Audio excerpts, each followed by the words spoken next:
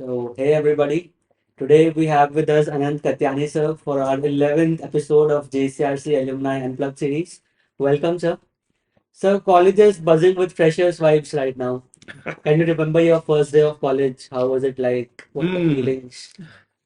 Well, that particular day I remember because on that day, when the college first session began, the then Chief Minister Vasundhara Raje had come to the college campus, and we were completely awestruck. What just happened?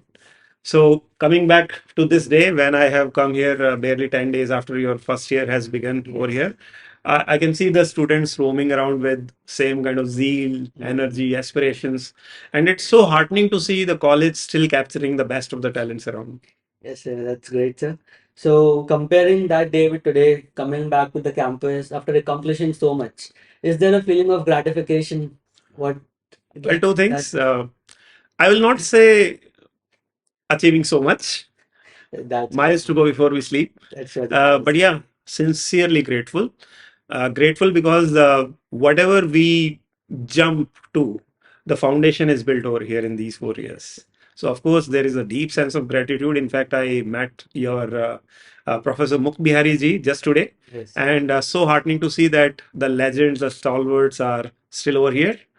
You can edit that out if you want. That's completely all right. She's rather happy because Mukh sir in the department के head है. Okay. So, okay, sir. So, we have had many guests for this series across various sectors, technology, defense.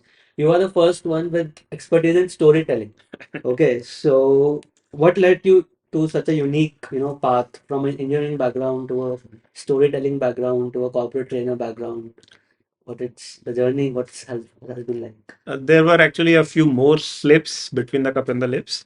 It was not just engineering and then storytelling. After engineering, I wandered aimlessly for 4 years in corporate jobs at prestigious organizations before realizing my skill lies in dealing with people Hmm. and not with programming codes, which are getting obsolete every 6 months, the programming languages. That's it. So I did my MBA. After MBA, I wanted to get into marketing, to be Hmm. honest. But in India, once you do uh, 4 years with an IT company, if you are a general engineer male, bound to be stuck with IT or ITES. So I ended up with Genpact. Hmm. Extremely enriching 1.5 years before I realized my Hmm. true love for public speaking and leadership. And there in soft skills line, I found my niche as storytelling because that comes to me naturally.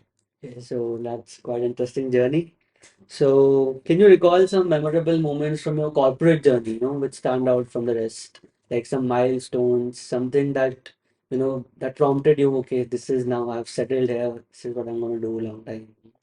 Like that. Mm, Probably one of the glimpses that I had when I achieved something remarkable was in terms of uh, during my Toastmasters Association, Public Speaking Association, I was absolutely proud to get this opportunity. A Hindi medium boy who Oh, was not having a flawless English. And then I got to host a panel discussion on stage just before the AGM of Infosys oh, when in the front row there was Mr. Narayan Murthy sitting, and audience may have been saying, "Hey, who did you catch for this panel discussion moderator? He doesn't have good English and all." I was just proud that hey, it's my day. Nobody can take this moment from me. you can surely not say that he doesn't have a flawless English right now. So, what are some of the secret mantras to students or the people when you teach them the art of storytelling or stuff like that? Uh, just like training, it doesn't come with a degree. There is no degree for training or soft Mm. skills or being in the L&D sector. Usually people from humanities background, they fall towards that destination. I chose a completely different route, engineering, MBA, and then soft skills. But the point is, storytelling or soft skills doesn't happen with a YouTube video alone or probably through a certification course. Mm. It's something that you have to live and breathe every day. You have to be mindful of your conversations. You have to watch your content carefully, what you watch on YouTube or Mm. OTTs these days, or even the kind of company you build in these 4 formative years in engineering, the kind of learnings that you imbibe like a sponge from your surroundings. It is said that and I'm sorry to say this on a college platform, but it is said that students here in engineering colleges learn more from their peers than their teachers. So Yes. choose the five people around you most carefully. You are at the end of the day the sum of five people closest to you. Okay, so that's an advice that you might want to write down. So let's get into some rapid fire questions, Sure. firing them right away at you. Best friend in college, It was Abhinav Tomar, Abhishek Swami. friends with them right now, or Probably lost touch with some of them. okay. Yes. So next question, best memory from college. We won the inaugural Hostel Cup cricket tournament the very same year when the IPL was started. We beat, as second year team, we beat the final year students. And I was the one who led with last wicket, 50 plus partnership in a winning cause. So that's your lesson, all the sports lovers here. A teacher you wanted to switch sides with. I think you get the context of the question. Um, there was a beloved teacher, Anjali ma'am, who used to pick up on some of us, the backbenchers, and for whatever nuisance happened in the class, we were the soft targets. And one day we literally, kind of our fault, but we stood up to her that, hey, this is unfair and all. And that day she literally gave this over. So you come and teach over here. I wish I could meet her today and say, ma'am, I accomplish your wish. I have become an educator myself. That is great. So, like myself, I also want to be in that place someday where I can say to some people that, okay, now switch sides and let me show you what I've got. So, listen to your younger self. Be patient. Good things come to those people who wait. You just have to be persistent about the game and not just give up a certain habit, a certain passion, just because it's not working out. Mm. In this journey of independent consulting or freelancing, whatever you call it, uh, the one thing that I have learned is you will get probably 19 rejections or clients ghosting you before your first break comes. So you just have to be persistent with taking your quality one notch high at a time. Okay, so biggest motivation that drives you every day. These days, the females around me, to be honest. My wife is a working woman with our 3.5-year-old kid. She is a complete family woman as well as a working woman. So I could see both the sides of her doing the best she can. My mother has been a working woman all her life. It's thanks to largely to her that the three of us, me and my two younger siblings, we could get engineering education and all. And of course my sister who has completely switched routes from engineering 3 years later than me, and then going to the banking background and currently serving as a manager at PNB Following Delhi. the footsteps of his elder brother, of her elder brother, I'm sorry. Probably.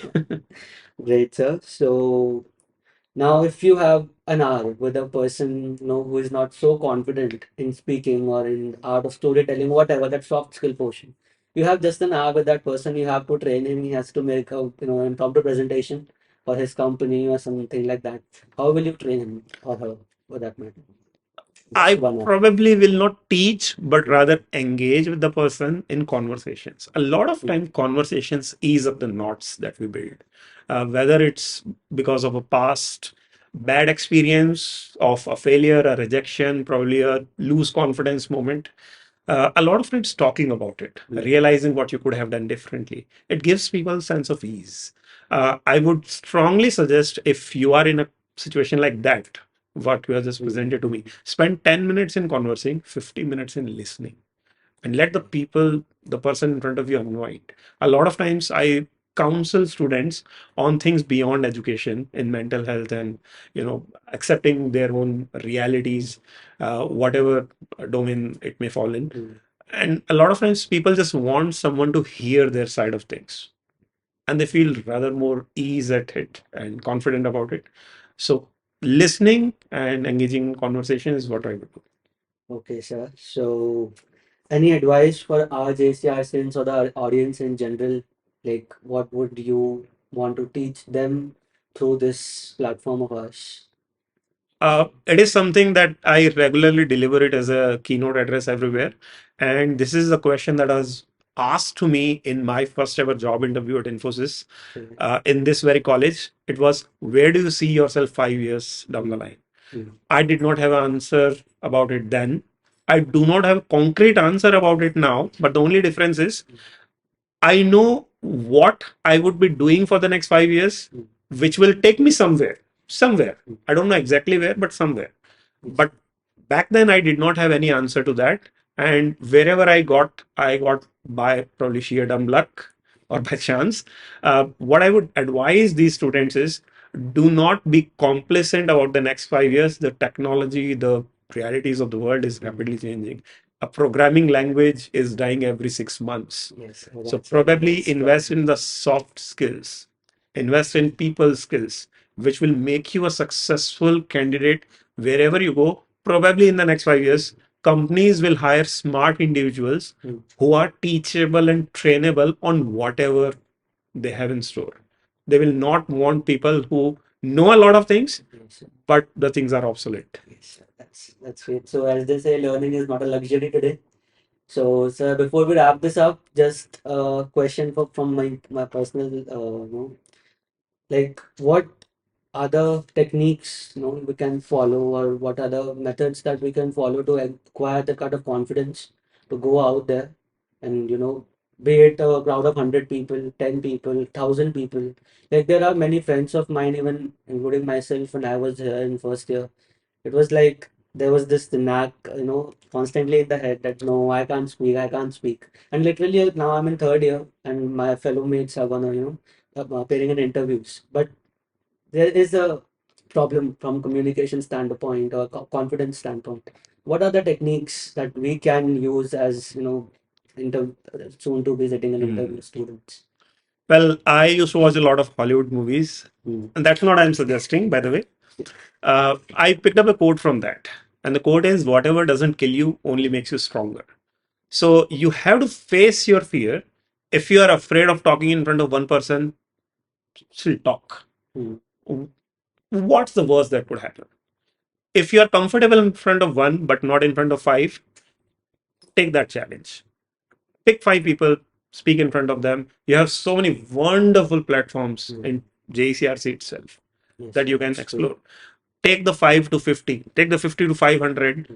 The journey will never stop, but you probably won't live within your cocoon of Yes. self proclaimed safety. You just have to break the shell and come out as much as possible. So thank you so much. So it was a delight to have you with us for this My series. pleasure. I hope you have a resonating experience as well. So that's it from our side, guys. Bye bye.